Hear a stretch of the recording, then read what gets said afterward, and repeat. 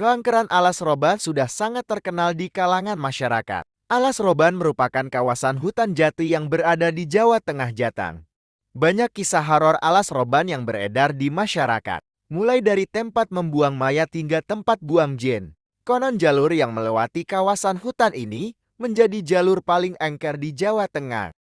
Banyaknya kecelakaan yang terjadi di kawasan Alas Roban membuat cerita keangkeran Alas Roban semakin tersohor. Dikutip dari berbagai sumber, sopir bus dan warga sekitar kerap melihat makhluk astral di jalur lalu lintas kawasan hutan ini.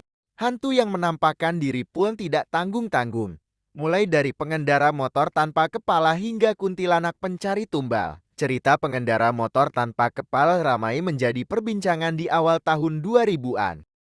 Hantu tanpa kepala ini adalah korban kecelakaan di jalur Alas Roban. Konon, ia biasanya akan mengganggu pengendara motor yang melewati Alas Roban pada malam hari yang muncul tiba-tiba. Terlebih, jika ada pengendara yang melihat ke belakang dari kaca spion, hantu ini bisa muncul seketika dan membuat para pengendara hilang konsentrasi dalam berkendara. Hantu tanpa kepala ini melintasi Alas Roban saat tengah malam menuju dini hari. Beredar juga cerita bus hantu yang beroperasi di kawasan Alas Roban ini. Cerita keberadaan bus hantu jurusan Bekasi-Bandung ini terjadi di tahun 1996.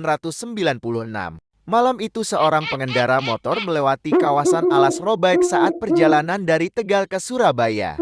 Pengendara itu harus melewati Alas Roban yang pada saat itu belum ada penerangan sama sekali.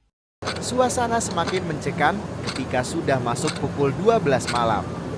Udara dingin jalur tersebut yang berada di tengah hutan membuat bulu kuduk merinding seketika, terlebih ketika jalur tersebut diguyur hujan. Kejanggalan mulai terjadi saat kendaraan besar seperti bus mengikuti pengendara motor dari belakang. Merasa aneh, akhirnya pengendara motor memberanikan diri untuk menengok ke belakang. Padahal, banyak orang melarang menengok ke belakang saat berada di Alas Roban, sebab hal buruk akan terjadi.